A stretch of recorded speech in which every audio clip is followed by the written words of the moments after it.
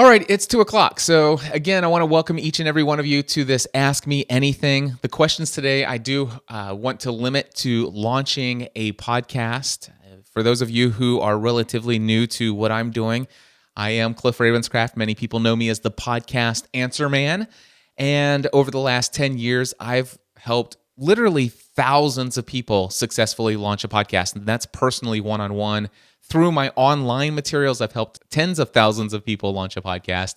And today, I'm going to basically be doing a group coaching call, answering your questions about launching a podcast. I want to be upfront and transparent with you. One of the reasons why I'm doing this is because I do want to promote my podcasting A to Z course. I have my 24th session of the course coming up on Monday. I promise you, no hard sell. I don't do hard sells in a webinar. That's not my purpose here. I am truly, honestly going to give you everything that you would get if you were a student during one of my weekly group coaching calls. You're going to get that here today.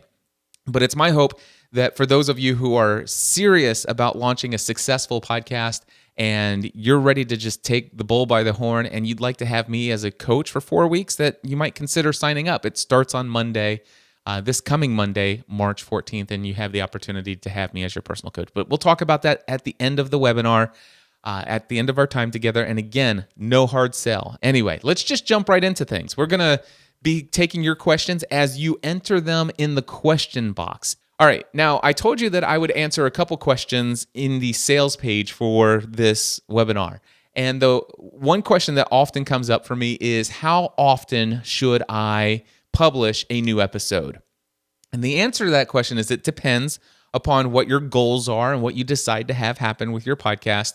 But if you want just an overall general answer from me as far as what's best for your audience, and specifically if you would like to have an audience that is willing to consume every single episode that you ever publish, and we're talking about an audience, a majority of your audience who are subscribed to your podcast, if you would like it to where over the last, let's just say you put out 100 episodes, and out of the last 100 episodes, they've listened to every single episode without fail, they never miss an episode, and they consistently look forward to every new episode you publish, and if you miss the deadline of when you tell them that you're going to release your episode, they start emailing you and asking you where it's at. If that's your goal, then I want to tell you that the best possible release schedule for your podcast is on a weekly basis. One episode each week, no more, no less. And the reason why is because people who are subscribed to your podcast are going to want to also subscribe to other podcasts. And you want to be able to give them time to consume your content along with the other great content that's available for them to learn from as well. You don't want to try to monopolize all of their time and attention. Although some people will give that to you if you do a daily show or 3 times a week, the reality is that a majority of the people can certainly fit you into their weekly schedule and will give you up to 1 hour per week. Which leads me to the next question. What is the perfect length of a podcast? And I believe from all of my experience over the last 10 and a half years in podcasting, the perfect length of a podcast is between 20 to 45 minutes. You can go all the way up to an hour. I think once you hit an hour and you go, even if it's like 100.01, psychologically something happens in people's mind and they think, I just don't have time for that. And if you consistently go over an hour, I think you have the potential of actually dropping off and losing your audience. You will not be able to retain them for too much longer, at least a good percentage.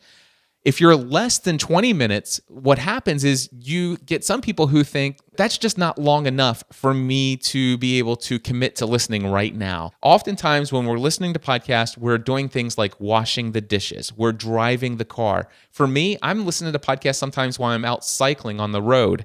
There are so many different things. We're on the treadmill, we're on the elliptical, we're walking the dog. All of these different things that we're doing while we're listening to content, and every single one of those things typically takes longer than 20 minutes at a time. And the one thing that I don't want to do is turn on a 7-minute podcast or a 3.5-minute daily podcast while I'm washing the dishes, because at the end of that, I'd have to dry my hands off and go and switch it to something else. What I find is having something that is at least 20 minutes long to carry people through whatever task it is that they generally do while they're listening to your content is a good idea. And as far as how long your episode should be, it should be as long as the content that you are creating necessitates. And when I say necessitates, I am talking about being necessary. Is it necessary for you to go for 48 minutes? If so, go 48 minutes. And the other thing is it's not absolutely essential that you're consistent in the actual length of your episode, like precisely week to week. So let's just say you decide, I want to shoot for a 30-minute show each week. Well, that becomes your target, all right? And it fits within the 20 to 45 minute, which is the perfect length, somewhere between there. So if you shoot for 30 minutes and that's your goal, I would not communicate that to your audience that, hey guys, every week I'm going to give you a 30-minute episode. I wouldn't even say that to your audience. But internally, you're going to be thinking, I want to shoot for a 30-minute episode this week. If one week your episode's 22 minutes and the next week your episode's 33 minutes and the next episode is, 41 minutes, it's perfectly fine.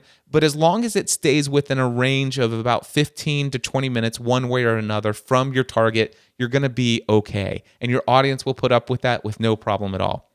The more consistent you can be, though, the more people can know exactly what to expect from you. So consistency is going to work in your favor, but don't feel like if you've settled on 30 minutes that you have to cut yourself short. If you really need an extra 10 or 13 minutes, go for it. Don't go for a 30-minute time frame in your mind and then decide, you know what, I'm kind of done here at the 22-minute mark, but I need to fill 8 more minutes of airtime. No, you don't. Just shut it down after 22 minutes and leave your audience wanting more, desperately looking forward to the next episode next week. Charles says, hi, Cliff. I am finally ready to start gathering email addresses on my WordPress-based podcasting site. How would you recommend that I go about doing it? Real simple. A couple different ways, Charles. What I recommend is first and foremost that you make sure that you have a sidebar on your website. Even if you're using the new responsive designs, even if you're doing a responsive design, I still think having a sidebar where it shows up on practically almost every single page, unless there are reasons why you decided not to display a sidebar on maybe a landing page or a sales page for something. But have a sidebar where at the very top, the very first thing people see in your sidebar is an email opt-in form. That is first and foremost. Now, another thing that you might want to do is on some of your, what my friend Pat Flynn calls pillar posts, or some of the big blog posts or big pages on your site that are frequently visited, you also want to put in maybe at least one opt-in form on that content page as well. And maybe multiple if there's lots of content where people are consistently scrolling through. You might put a couple different opt-in forms there. But I want you to check out, go to podcastanswerman.com/about. That's my about page for my website. I'm pretty sure I have an email opt-in form at the bottom of that page. I also have a free tutorial. It's actually kind of old, and I need to get around to updating it one of these days. But if you go to learnhowtopodcast.com, that's a free tutorial I think I did back in 2012 or something like that. And I believe there's a opt-in form there as well. Recently, I did a free tutorial on how to use Snapchat. I mean, it is a full-blown everything you need to know about how to use this application known as Snapchat. If you go to podcastanswerman.com/Snapchat, you're going to see an email opt-in form there as well. Now, some people will tell you that you definitely need to come up with some kind of way to entice people to give you their email address, their name and email address, and they call this a lead generator. So this could be something that's free that you give to your audience, such as a PDF guide that is an outline that gives them valuable tips or information. Maybe you create an entire ebook and you give that to them. Or maybe you have some digital training tutorials and you give them a free tutorial if they agree to sign up for your mailing list. This is something you can certainly do, and it's something that I probably should be doing myself now. And if I did that, I'd probably have tens of thousands of more people on my mailing list than I do now. But for me, if you just go to podcastanswerman.com, look in my sidebar, you'll see that it basically says something to the effect that, hey, if you'd like to sign up for my mailing list to be notified of the next time I have a new product or service to offer or occasional discounts that I provide, please sign up for my mailing list. Basically, it says, if you'd like to be notified the next time I just want to communicate with you, let me know. Put your email address below.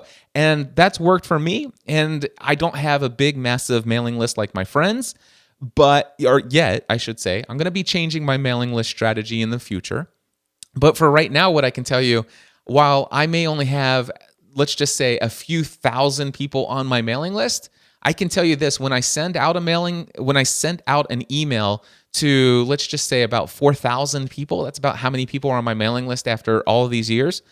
When I send out one email, I generally make somewhere between $20,000 to $65,000 from those people. So I have a very highly engaged, targeted group of people who are on my mailing list, but I still see the value in large numbers as well.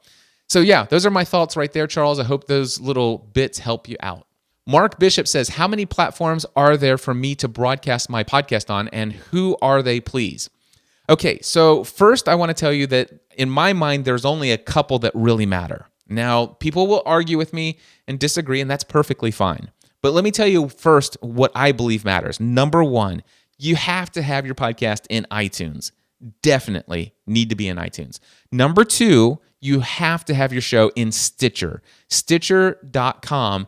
Stitcher is a free application on Apple, on the iOS. It's also a free app on Android. And until Google comes back to fully integrating podcasting into their platform natively from Google, which they're working on, Stitcher is really the primary application people use to get your audio podcast. And so you want to be on Stitcher. It's STITCHER.com. Then where else is there? Those are the big things. Now, by the way, there's a lot of third-party podcasting applications. Most of them pull all of the directory information from iTunes. Some of them have their own, like Stitcher. Stitcher actually has their own directory where they approve their own individual podcast. That's why you have to submit to them separately. Google Play is working on a podcast directory. And so right now, it's not available publicly yet. It's not even in beta just yet. They're building their list of podcasts at this moment in time. So more on that later. But I think if you go to podcastanswerman.com/submit Google, let me just try that real quick and make sure. Yes, that's exactly the URL. If you can just remember or write down right now, podcastanswerman.com/submit Google, all as one word. It will take you where you can actually go ahead and put your podcast into the Google Play directory so that it's available when Google's available. Those, in my mind, are the only ones that are essential. Now, are there lots of other places you can put your podcast? Absolutely. Do I think that they're worth your time right now? All I can say is they haven't been worth my time just yet. One place I can send you to is my friend Daniel Lewis has a thing called podcastplaces.com. He's gone in and made a list of all the podcast apps and directories. He's also got all the podcasting blogs about podcasting and the other apps and stuff like that. So definitely check out podcastplaces.com if you are desperate about every possible channel that could be available to you. Doug Payton says, I'm trying to get a company that I work for that sells business software to get a podcast started for the market we're in, with me naturally as the host. However, the marketing department seems to want to try to have a buckshot approach to who the target audience is. Pellets flying in every direction. They want some episodes to appeal to users of the software, some to mid-level managers, some to C-level executives. This just doesn't seem wise to me. How might I try to convince them that we need to focus our attention more on a specific subset, and are CEOs of multi-million-dollar companies really listening to podcasts about business software? Well, first of all, are CEOs of multi-million-dollar companies, are they listening to podcasts? I believe some of them are. I do. Now, whether or not they're going to want to tune into a weekly commercial about your software, probably not. Probably not. So here's what I would tell you. First of all, you're absolutely right, Doug, to question this shot of trying to create content that's going to appeal to every single vertical out there. It's just not wise. If you try to create a podcast for everybody, nobody's going to be interested in each episode. You might be able to create individual episodes where one episode is targeted to this and one's targeted to that, and then you create that as a single piece of content that you then market differently to the other channels that you have available. That could work, but you're definitely not going to be able to get somebody who is a part of one target audience to subscribe to your podcast and then all of a sudden listen to each new episode when many of the episodes have absolutely nothing to do with them. They're eventually just going to get tired of it and they're going to go on and do something else. So there could be some potential value there if you're going to just use this as a piece of content and market it in other ways rather than as a subscribable channel of ongoing content that they might be interested in. However, my recommendation is find out what is the overall main purpose of this podcast. And by the way, you could have separate different podcasts trying to reach different people. But let's just say you ended your questions by saying, are CEOs of multi-million-dollar companies listening to podcasts anyway? Maybe you create a podcast that you want to reach those people, and you want those CEOs of multi-million-dollar companies to buy your software, right? So if that's the case, what I would do is I would not create content about your software. Forget that idea. It's a commercial. Nobody wants to subscribe to your infomercial every single week. So what I would do is I would create content that would be appealing to a CEO of a multi-million-dollar company. Now, if you want an example of somebody who's doing this well, my friend Todd Uterstedt, who is actually a graduate of my podcasting A to Z, he actually has a podcast called From Founder to CEO.com. Again, it's From Founder to CEO.com. I encourage you to check out and see what he's doing there. And I think you might be able to find some inspiration in that area. Doug, great question. Thank you so much. Bruce says, hey, Cliff, thanks for doing this. How long should I stay the course with my content approach to promoting new podcast episodes before changing things up? My numbers have stagnated a bit. I would always be improving the content that I'm doing. That always focus most on making sure the content is laser focused, it's on target, it is hitting the spot, and that it is content that people in your target audience, after listening to it, say, wow, I am so glad I listened to that. I know 3 other people that are just like me that should also listen to this. You want to be creating and making sure that your content is improving every week so that they're thinking, I can't wait till the next episode. Every single week, you want to just take it to the next level. Every single week, make that content better and better and better. Do that, and just imagine if you can get each person in your audience, even if you can get 10% of your current existing audience to start promoting your content to other people that are just like them, also in your target audience, wow, that's an incredible way to grow things. And that's how I've naturally grown many of the things that I do. But also, I want to talk to you about this whole growing numbers and stuff like that. A lot of content producers, a lot of podcasters, they get really focused on the numbers. They track their numbers. They see it growing and going up. And then all of a sudden they see it stagnating and they were like, man, this just isn't growing the way it was. Well, I want to tell you, rather than consistently focusing on growing your audience, how about growing in the depth of relationship that you have with your existing audience? I mean, why do you want these people's attention anyway? What is it that you hope to achieve by having the ears, the minds of these people tuned into the words that you're saying? I would suggest that if it's your desire to have a deep and loyal connection with the people who are subscribing to your show, such that they would actually want to subscribe or to market your show to other people, I would suggest, rather than going wide, go deeper with the people who are already subscribed.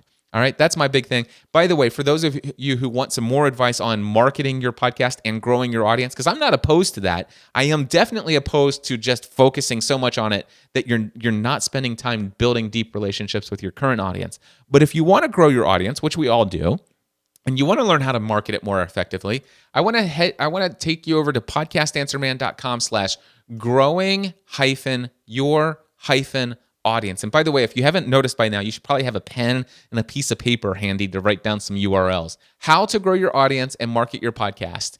That's over at podcastanswerman.com/growing-your-audience. Lots more tips on growing the audience there. Matt says, how do you recommend recording a Skype or phone call, conversation, or interview? All right, so my recommendation for a Skype call is Well, it's twofold. First, personally, what I prefer doing is not using software. If you can use software, but I prefer to record everything outside of software. Software crashes every now and then, and even if it's one time or 1% of the time, that's still one out of every 100 episodes that I'm going to produce that something's going to go wrong. And in the last 10 and a half years, I have now done over 3,400 podcast episodes. So that would be a lot of lost interviews, and I would not want that. So anyway, I don't record into software myself. So what I do is I create something called a mix minus. I bring audio from my computer into a mixer, just like the one that's behind me here. And that audio is then piped into my headphones, which I can hear the person on Skype through my headphones. I'm talking into a professional grade microphone that's also plugged into my mixer. And everything that I'm recording gets recorded, and you can just barely see this at the bottom. There's a digital audio recorder that's capturing my voice and the voice of the person on Skype. All right, so that's how I do it. It's called a mix minus, and I have a tutorial that teaches you all the different methods of actually how you can do a Skype call. It's called A Podcaster's Guide to Recording Co-Hosts, Guests, and Podcast Interviews. And that is available. It is a $100 tutorial, but it's over at podcastanswerman.com/products. It actually also talks to you about the software options for recording such interviews. Now, if it was a Skype call where the person on the other end is a co-host and they're a part of my show every single week, I might actually do what's called a double ender. And a double ender is where they record on their end, I record on my end, and we use Skype to connect with each other. But then the other person sends me their recording, and I put it together in software, and we have this crystal clear, perfect audio. I talk about how to do that, plus a couple other options that are available for this as well. One other thing I want to address out of your question there, Matt, about telephone interviews. A long time ago, I used to talk about using what we call digital hybrids or telephone interface devices that we could bring in and connect into our mixers from a telephone line. Well, I don't think that's important today. I don't actually recommend that to anybody except as a last resort. If somebody lives way out in the country and they don't have high-speed broadband internet access, or even if they have satellite but the latency is too high between their internet connection, in those cases, then yeah, a telephone hybrid or a telephone interface device might be a good option for them. But today, if you have a decent internet connection on your end, use Skype, and Skype has a telephone option. You can go over to skype.com and look at their product features, and you can see that you can buy, I think it's $2.99 per month. You can have unlimited calls to anywhere in the United States and Canada. And then calls internationally are super cheap as well. So you can call out from Skype to any telephone out there, and it actually sounds better than the static that comes through on a digital hybrid line. So yeah, all of that's covered a little bit more in depth in my podcaster's guide to recording co-hosts, guests, and podcast interviews. And by the way, all of my tutorials that I might mention are included in my Podcasting A to Z course. But Matt, I hope that that's answered your question. Personally, I prefer to do it with hardware. You can do it with software. By the way, the software on PC, for you guys who are Windows guys and gals, it is called Pamela. You can find that and here's another one, gspn.tv/Pamela. For those of you who are Mac users like me, for those of you who are Mac users, you want to use a program by Ecamm called Call Recorder, and you can find that at gspn.tv/Call Recorder. Daryl says, what's the best way to launch a podcast so that it gets traction in iTunes and other podcast directories? Okay, the best thing to do is, number one, embrace your visibility. I believe that I'm the only podcast consultant out there that tells most of the people that are launching a podcast to forget about this idea of instantly attracting the attention of everybody in the world. There are maybe 3% of the people that I work with. So 3 out of every 100 people that I work with, where I would say those 3 individuals, they're going to create a podcast and it's going to sound amazing from episode number 1. I mean, it sounds like they've been doing this for years, and they go and launch this thing in iTunes, and they already have. Who are these people, by the way? Typically, this 3% that should promote everything right out of the gate, These are the things they typically have in common. Number one, they already have a large, loyal online following. We're talking about these are the people that are students who already have 10,000 or way more than that Twitter followers. They're the people who have a Facebook fan page with 50,000 likes on it. These are the people who, when they publish something on their blog, they get 30, 50, 60, 70, 100 plus comments for every blog post. These individuals are people who have been doing their online brand for the last 10 years or 5 years or 6 years or whatever. They have already built a loyal relationship. They have already been creating YouTube content and video. They've been publicly speaking for years in front of audiences of hundreds or even thousands of people. These people who come to my course, they're the ones who I say, okay, let's hear your first episode. And it just, wow. After 10 and a half years, I don't sound that good. There are 3% of my students who fit into that boat. And for those people, then I encourage them to go ahead and batch your first 3 episodes and put it into iTunes, mail your mailing list of 50,000 people, tell them all to subscribe on this day when it launches, and make sure that your podcast is available before you start announcing it so they can subscribe. Teach them how to subscribe, create videos. We go through an entire launch strategy process. But 97% of my students who launch a podcast should not even concern themselves about their launch process. Basically, 97% of those who create a podcast, when they start out, it doesn't sound great. I mean, listen to my voice right now, okay? You hear my voice. You hear how I'm communicating, right? You're hearing the voice of somebody who sounds confident, who's energetic, who is passionate, who feels that I have value to add to the world. The confidence exudes off of me. The way that I'm communicating, you don't hear lots of ums. You know what? Actually, the ums are here. If you were to listen back, you would hear the ums. You don't notice the ums because I'm communicating in such a way that is established. I've improved my skill of communication over the years. But what I'm going to do is I'm going to go to gspn.tv/first episode, and I'm going to play some audio from my very first podcast episode.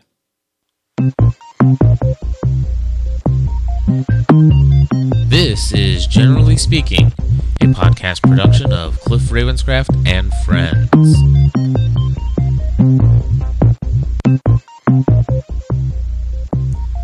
Hello and welcome to the show. This is my very first podcast for Generally Speaking.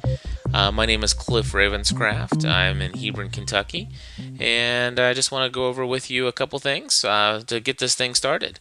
First off, I want to talk to you about the format of the show. I could not decide whether or not I wanted to do another Lost podcast that is 100% all Lost related items, just like various other shows that I'll mention in just a moment, or if I wanted to do a technology related podcast, like many of them out there. Oh yeah, my friends. Now, you asked me the question. Here I am, December 16th, 2005. I've just recorded my first podcast. How do I get the entire world to know that I just recorded that? I don't want the entire world to know that I just recorded that. I sounded awful. But you know what? My launch strategy was I recorded that and I instantly put it into iTunes. I didn't wait till I had 3 episodes, 5 episodes. I didn't worry about new and noteworthy. I didn't worry about establishing the first 8 weeks as the thing that I'm going to lose my opportunity to really make it big. I had no chance of making it big with that. No chance. I needed to improve. And in fact, it wasn't until 50, 60 episodes for me that I really had something I believe that was worth people's time, effort, energy, and attention. Now, other people did listen to what I did from that point forward, but that was for whole other reasons and stuff like that. The thing is there was so many exceptions to why things took off for me back then, and I don't think that the same circumstances exist today. I don't think the same environment is there today. In 2005, I could get by with my audio quality sounding like that. Back then, everybody's, if you can forgive me, everybody's content sounded like crap in 2005. Even my friend Leo Laporte, who is a professional radio guy, even when he started his podcasting, he had already been in radio for 25 to 30 years as a professional radio broadcaster. And his content sounded like crap when it first started. So we all sounded horrible back then, and we were just getting started. And all of us tech geeks, early adopters, we were all excited no matter what. We were just so thrilled to hear content that wasn't, politics and all the other junk that's on the radio. But yeah, so my big thing, Daryl, is, don't worry about big traction unless your content is hitting a 9 or a 10 out of 10 on a quality scale of 1 to 10. If it's a 9 or a 10, then by all means, go out there and market that thing like crazy. Go check out that podcastanswerman.com/growing-your-audience. But otherwise, I want to suggest that you embrace your invisibility, get your first episode, put it online before you can talk yourself out of it. All right? Most people are afraid to just get it out there. Sometimes you just have to put it out there, and every single week, I encourage you to just take your content production to the next level. If you get 5 episodes in and all of a sudden you feel like within 5 episodes you found your voice, then if you want to, episode number 6 or episode number 5 can be episode number 1, and you start all over again, and you erase the first 4 or 5 episodes. I don't even encourage you to do that. One thing that I love about podcasting is just being authentic and the genuine nature of it and letting people be relatable to you. And one of the things that I love is that all of my I have 30 different shows that I've done over the last 10 and a half years. And every show's episode number 1 is still online. People can listen to. And people, you can go listen to episode number 1 of Podcast Answer Man. And it's not something for me to be all that proud of, but at least it encourages people to say, you know what, if Cliff can come from this to where he is today, then that encourages me. So I wouldn't worry too much about making the best of your traction in iTunes when you first launch. That's my opinion. Leslie Krongold says, "Hi Cliff, which app do you use on your iPad for queuing audio clips?" It's called iJingle. In fact, I have a free tutorial on this. You go to podcastanswerman.com/iJingle. It's a very high quality, well thought out tutorial. Spent hours creating it one night, very late at night, but it is awesome. And it allows me to do things like this. Helping you take everything you do to the next level. Oh yeah, or even Podcast Answer Man. Or at the front of the shows, I can do this. Hey everybody, this is Gary Vaynerchuk, and you're listening to the Podcast Answer Man. Oh yeah. So that's using iJingle. Head over to podcastanswerman.com/iJingle. You can get a link to it in the App Store, and it also has a tutorial for how to use it. So Leslie, thank you for the question. Brett says, 3 secrets to have a successful podcast that worked for you that you didn't plan on sharing with us. But since I asked, would you? I don't think there are any secrets, first of all. I can tell you that some of the things that make for a successful podcast is, number 1, being real, being authentic with your audience. It just be who you are. Be relatable to your audience. Another thing I can tell you is have a positive, encouraging attitude to your content. Be engaging. Be passionate about the topic. Be engaging.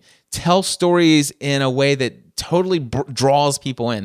That's a key to success as well. Having a message that people can grasp onto. My friend Dave Ramsey, everybody in the United States here probably knows who Dave Ramsey is. He's the guy who talks about getting out of debt.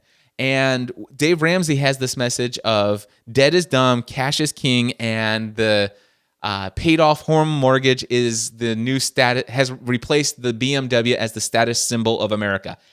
I don't even listen to Dave Ramsey, and I have that memorized.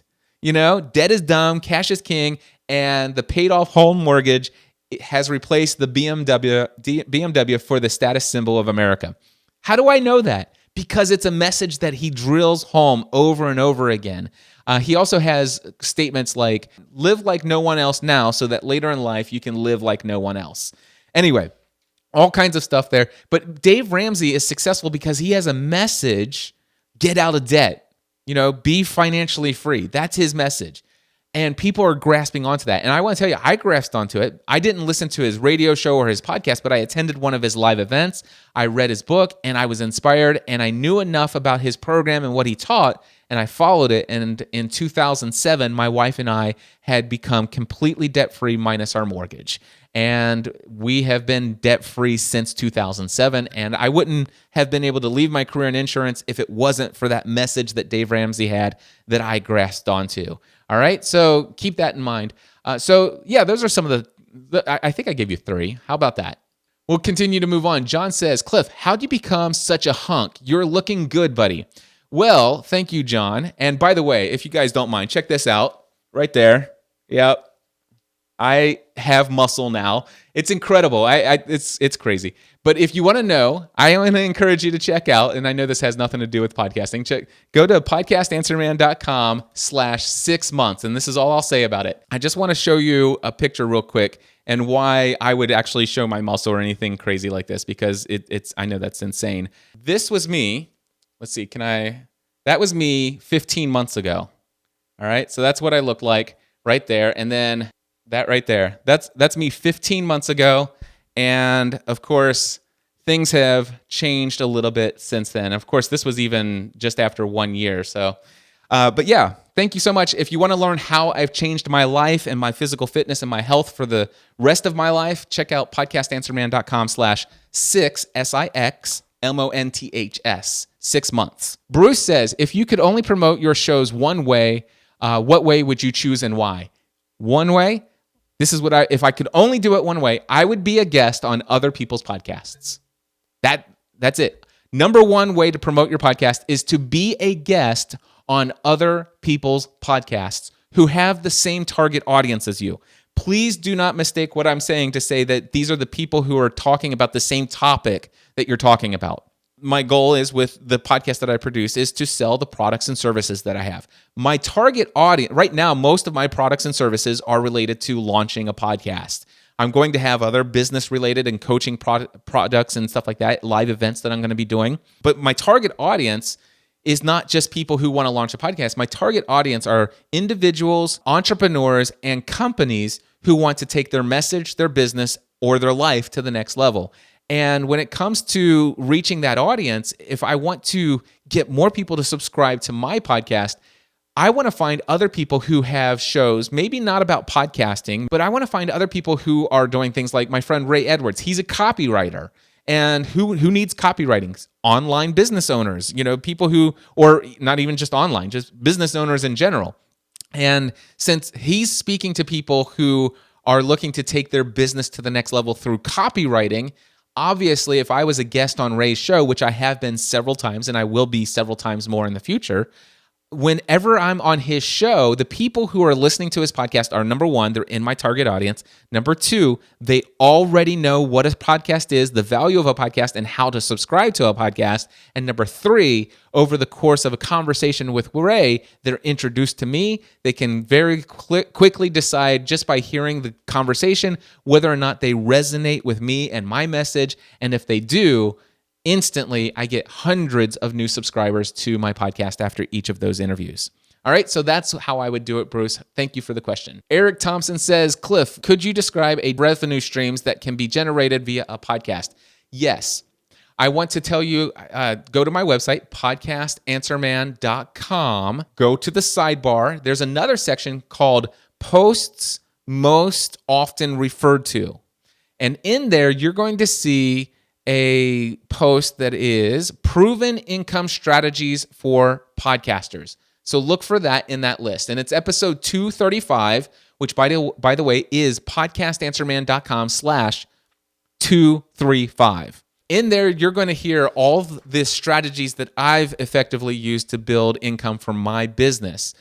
So let me just tell you a couple of them. Number one, affiliate income. These are products and services that I use, or that I am quite certain work well for the people who need them. So for example, I told you that I don't use software to record my audio or for Skype interviews, but I know people who are on Windows platform who use Pamela and they love it. And so Pamela, I have an affiliate relationship with them. If you were to go to gspn.tv/Pamela, I'm going to generate a commission. Call Recorder, same thing. Bluehost, if you sign up for a web hosting account with them, I'm going to generate a commission. If you sign up for the same hosting company that I use, which is Servant Hosting, then I'm going to generate a commission from that. And lots of other companies that I have affiliate relationships with. So affiliate income is one. Another one is joint venture affiliates. This is when, like, for example, my friend Ray Edwards, he did a copywriting course, and he did an entire launch leading up to it, providing a ton of free, valuable content via some amazing videos. Again, giving lots of value, doing lots of free webinars, and through the process, he was leading people to understand what kind of service he has, what kind of value he brings, and at the end, he made an offer of an online course that people could purchase to take their expertise in that area of copywriting to the next level. I invited Ray to come onto my podcast. He talked to me for about 35 minutes in the episode. I sent out one email. Actually, no, I sent out 2 emails to my list of only, I think, what is it, right around 4,000 people.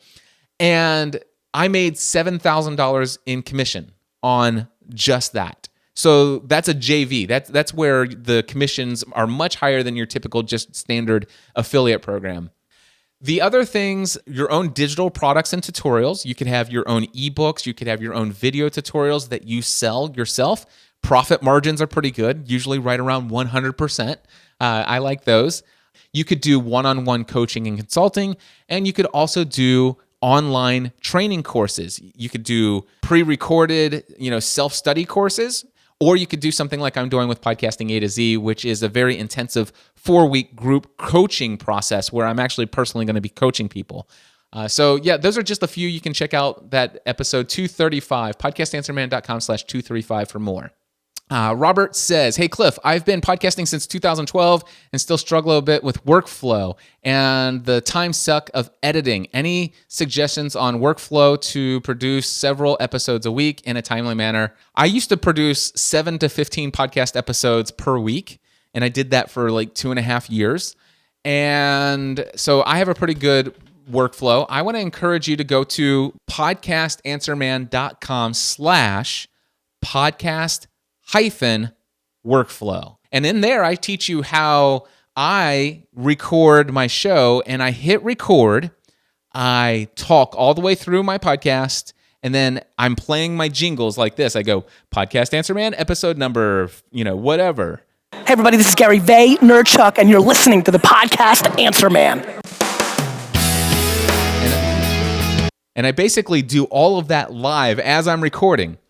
And I'm able to do that because of a lot of practice. It doesn't happen overnight. But when I'm finished recording, let's just say I have a 1-hour show. At the end of 1 hour, I hit stop. And if I want to, once you get really great, you could get to the place where you don't even have to edit your show. Now, I choose to edit my show more today than I used to.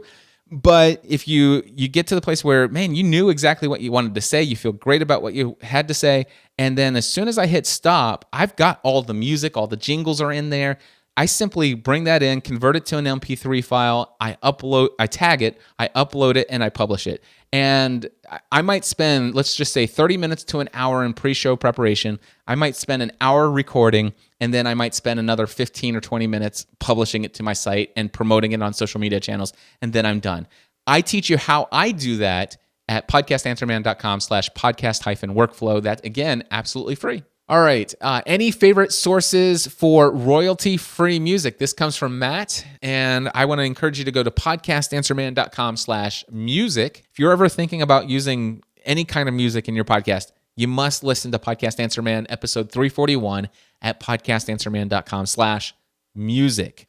Now, for royalty-free music, my favorite places to go, there are 2. Number 1 would be jewelbeat.com. Theirs are like $2.99 per song. Now, they're very inexpensive, and they have a very extensive, large catalog. You'll have to actually do a lot of digging and playing around to find a good song, but they have some gems in there. They have a few jewels among the rough. But jewelbeat.com, it's very inexpensive. And then musicbakery.com. Now, one thing, you might actually get into one of the sections there, and you'll find the theme song for my show, the Cliff Ravenscraft Show, formerly the Podcast Answer Man. And I want to just tell you, if you find it, please don't buy that one. I like having my unique song out there in the world. But there's lots of great songs at musicbakery.com. They're going to run you somewhere between $30 to $55, something like that. When you're getting these audio files, if they make them available, get them as a WAV file, uncompressed audio format, WAV. .wav file if you can. If they don't have it, get the highest bit rate MP3 file you can get. But yeah, you'll see both of those sites, I think, give you the option to do WAV files, download those instead of the MP3. Tom says, if you're talking over a music bed, what percentage of ducking do you recommend? I don't recommend a specific percentage because some music is, the volume levels can be all over the place. You just want to be able to be at the place where the music is still able to be heard, but your voice is very easy to understand. So let me just share with you. Here are some examples. You do not want to be talking over this because this is way too much. And so what I'm going to do is I'm going to reach back here and I'm going to bring it down like this. And right here could be good. I could talk like this, but I could even bring it down a little bit more, just a hair right there, or even a little. You just play it by ear, right about there. Hey everybody, welcome back to another episode of the Cliff Ravenscraft Show. My name is Cliff Ravenscraft, and this, my friends, is the podcast devoted to helping you take your message, your business, and your life to the next level. So you just play it by ear. I mean, you just want to make sure that you can hear the music, you can hear the voice, and then you can wrap up the music, let it fade out. It takes some practice. Listen to it. Do it a couple different ways. Get the audio levels set different ways. Listen to it back. Get some feedback from some other people. How do you think the audio mix is? Get some feedback from others, and then you'll find out what works good for you, your voice, your music. So there's no specific percentage because some people have a softer tone to their voice, a louder tone. So I can't just give you a percentage. You gotta figure that out. Trial and error. Pauline Stockhausen. Hello, Pauline. She's my New Zealander friend. Anyway, Pauline says, how do you plan out your episodes? It's different for every show. Family from the Heart I do with my wife every week, and I have a list of questions that are typically conversational starters, such as this morning we did a show, and one of the questions was, what 3 words best describe our family? Another question we did a couple weeks ago was, what view of marriage do we want our children to have when they grow up? What view of God do we want our children to have when they grow up? These are the kinds of questions. These are all discussion starter questions, and I have a whole laundry list of these. And then each week I send Stephanie 2 or 3 of them and say, hey, these are the questions that we're going to discuss in tomorrow's episode. And we each have overnight to think about our answers, which we don't talk about until we record. That's one thing that we do. The other thing we do for that show is we think about stories and experiences that we're having in our family and things that we think might be interesting, entertaining, educational, encouraging, or inspirational to our audience. And so we'll say, hey, we should talk about that. And I add that to the list of topics. And for Family from the Heart, all I do is I hit record and we start going through those topics that we came up from, and then we'll end with answering those questions. And that's how I prepare for that show. The Cliff Ravenscraft show yesterday, I probably spent about 2 hours total preparing for it. And the question yesterday, the main focus of the episode 440 at podcastanswerman.com/440, the question was, what software do I use for my online courses? So I actually wrote down all of the different elements of my podcasting A to Z course that I do and all the technology that I use and why I use it. And then at the end of that, I say, would I recommend this for others?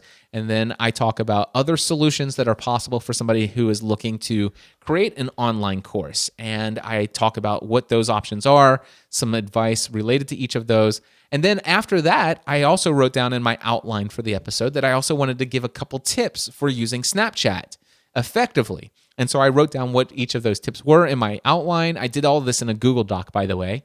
And then I had somebody who said, hey, Cliff, one of the things that I find so amazing is just how approachable you are. And she was just sending some encouraging feedback in that area. And I shared some thoughts about being approachable, especially when you have tens of thousands of people in your online community who are consistently looking to engage with you. How do I handle that? And so those are the 3 big topics. It took me about 2 hours to prepare what I was going to say in that episode, which is a lot of time.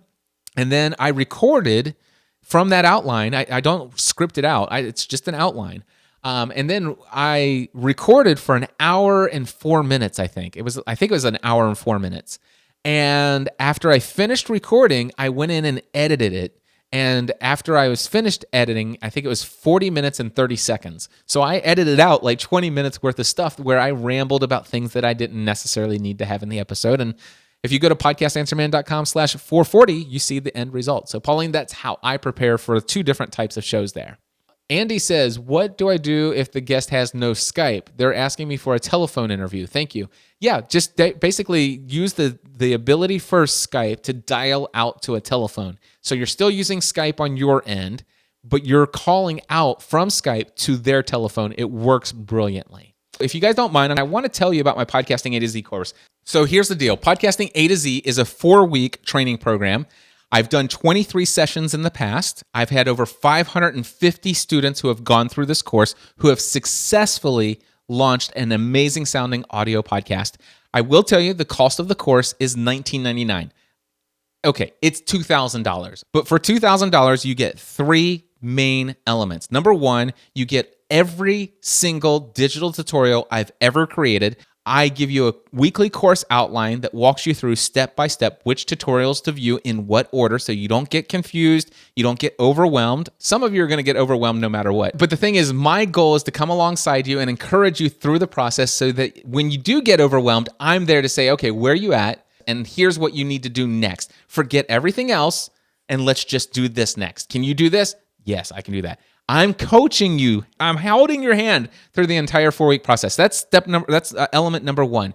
You also get every Friday for 4 weeks. So just like what we're doing right here, right now, this is really a weekly group coaching call. I do exactly what we're doing right here every Friday at 2 p.m. with my students. It is a weekly group coaching call. But then the most valuable element of this course is during the 4 weeks, you have unlimited access all week, every week for 4 weeks to ask me any question you want. Any question you want. All of this is happening through a discussion forum that's time shifted. You can ask your questions 24 hours a day, 7 days a week. And here's the deal. Your questions can also be anything else. Anything you know about me and my journey and my experience, you can ask me anything. And here's my commitment. Every single student who asks a question during the 4 weeks, I answer every single question you ask. I answer everything. So that's Podcasting A to Z. You can go over to podcastinga2z.com. I would love to have this opportunity to personally, one-on-one, coach you through this group coaching program. And it is a group coaching program. You're going to be in here with up to 20 other students, but you're definitely going to have one-on-one personal experience with me for 4 weeks. So if that sounds interesting, podcastinga2z.com. All right, there you go. Hey guys, it is 3 o'clock in the morning on Saturday, March 12th, 2016, as I am wrapping up this video. I had a great webinar, Ask Me Anything, about launching a podcast today, and it was just incredible. Great group of people and lots of wonderful questions. The original webinar went on for 2 hours, but there were a lot of questions that weren't necessarily directly towards the idea of launching a podcast. And I did want to make sure that, I was respectful of everyone's time. And on the webinar replay, what I've done is I've edited this down to where it's now under 1 hour, but it has, I believe, all the essential and most valuable questions and answers that I gave during the live call today. For anybody who wants to sign up for my Podcasting A to Z course, I'd love the opportunity to work with you. And of course, if you have missed the session that's getting ready to come up here in March 2016, still head over to podcastinga2z.com. Just simply look for the next session and when it starts, and I would love the opportunity to potentially work with you at some point in the future. All right, well, with that, I'm going to say goodnight, and I'm probably going to go get myself some sleep now. Anyway, until next time, I encourage you to take everything you do to the next level.